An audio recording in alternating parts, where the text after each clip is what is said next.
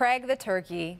Here he is. Later this month, we'll be sitting down with family and friends to enjoy a turkey for Thanksgiving. But the tradition began with wild turkeys that graced the tables of people who came way before us. But you may see wild turkeys around Michigan, but at one time, they were wiped out because of unregulated hunting and the destruction of their habitat. We're joined by Al Stewart, a wildlife biologist with the Michigan Department of Natural Resources.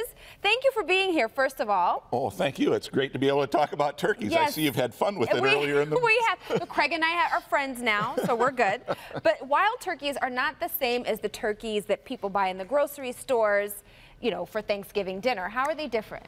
Well, they're much different in that, you know, the wild turkeys are wild and they're living on the landscape. But an interesting story is the domestic turkeys are all descendants of the wild turkeys. Okay, so Michigan used to have lots of wild turkeys, and then, like you said, subsistence people came in, people were settling Michigan. There was no grocery store, and they ate them because they're good to eat. They're good. And so a guy by the name of Bill Nolan used a wingbone turkey call like this to call turkeys in what is now downtown Dearborn. What? So yeah, so that's amazing. Birds okay, are now all over around here. Hold on one second. We got to show this because I want to make sure we get a shot of this. This is the turkey bone, and you can. It's the wing bone. Think wing, about. Oh yeah, like a wing. Okay. Wing, all right. So you know, when you're having your for dinner with wings, so there's 3 different pieces to it. And they would call turkeys. Yeah, and you see they just sort of.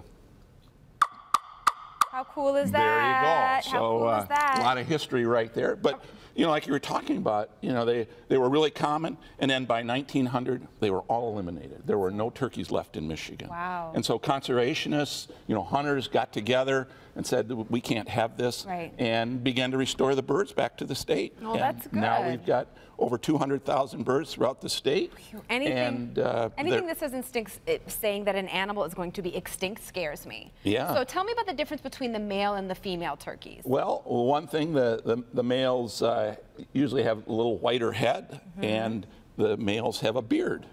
So it looks like this. Okay. So, you know, some of the male humans have beards. Well, turkeys have beards, although this is a feather. Doesn't look like, feel like a feather. And then the other difference is the toms have a black tip on their breast feathers, where the hen has a brown. So the males look larger.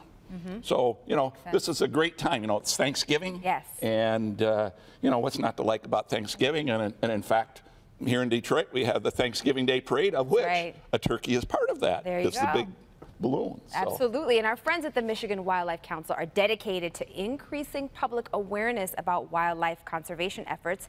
Can you tell us a little bit about the restoration of the wild turkey? What's being done? Well, so part of it is we were able to capture some wild turkeys that were remnant populations from around the country. There were some in Pennsylvania, some in Missouri. We were able to trap wild ones there, bring them here to Michigan, and then we had good habitat again, and the birds have prospered. So like I said, we now have over 200,000 birds throughout the state, and you can find them just about everywhere, and in the spring you can hear them gobbling. And so it's been just a really great program. We've had many partners like the National Wild Turkey Federation, Michigan United Conservation Clubs that have helped with it. And then we do habitat. We continue to do habitat work for them all the time. They have to have somewhere to live. They have to have a place to live. Right. That's so right. Let's talk about these. What are these? So these are turkey calls. And they make the sounds of a hen. So you just hold it like this, and then this right here. And hey, so dueling turkey calls. Here we are.